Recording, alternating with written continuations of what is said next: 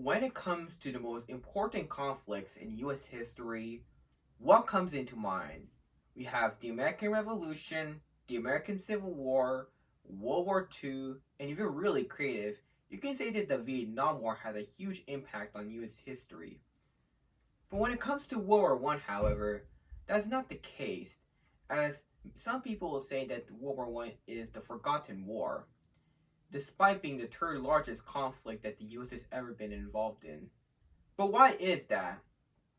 In this speech, I'll be explaining World War One's presence on US pop culture, why World War One is forgotten, World War One's America's contribution in World War One, and lastly, World War One's impact on America.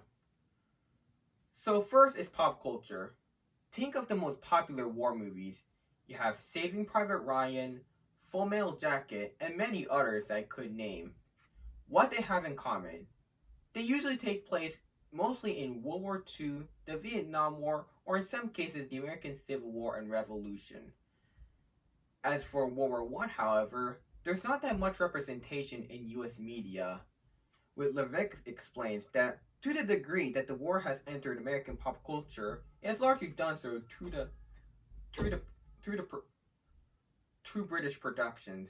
This means that most World War One films we see is from British soldiers, meaning that there's not that much World War One films, let alone American films, that takes place during World War One. But why is that? Well, for one is narrative. With World War II, it's usually a war between good and evil. The Civil War and the American Revolution followed that trope. This makes it easier for the general public to follow, as usually they want a war movie to have a black and white narrative. With World War One, however, that's not the case, as there's no good or bad guys, as World War One is a war for survival, as well as explaining the horrors of war.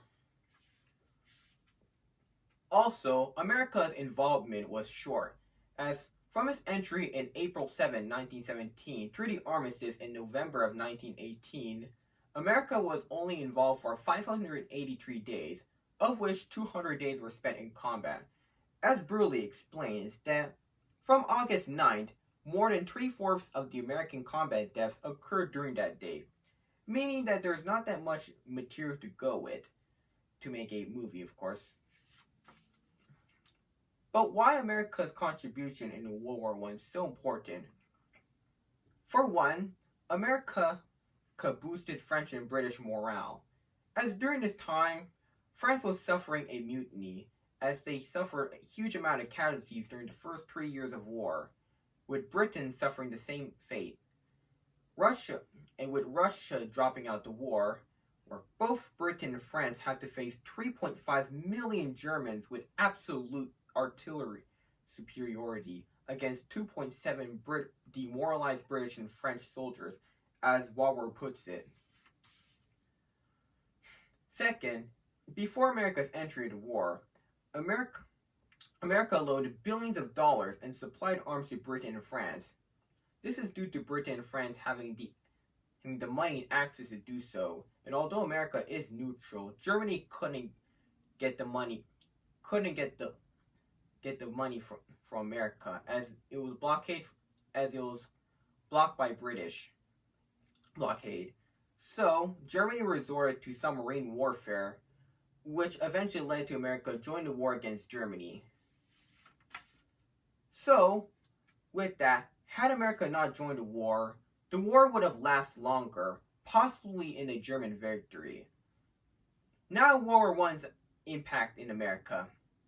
For one, when it marked the beginning as America's position as a global superpower, as after the war, Woodrow Wilson, the president of the United States at the time, sought to create the League of Nations, and although Wilson did want America to be the center of the League of Nations, the Senate wouldn't let him, which ultimately prevented the US from joining the League of Nations.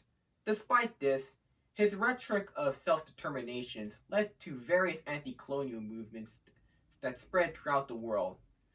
Also, it allowed women the right to vote, as during the war, women were sent to the factories as well as the medical field, either overseas or at home, as many men were shipped to France to fight for the war.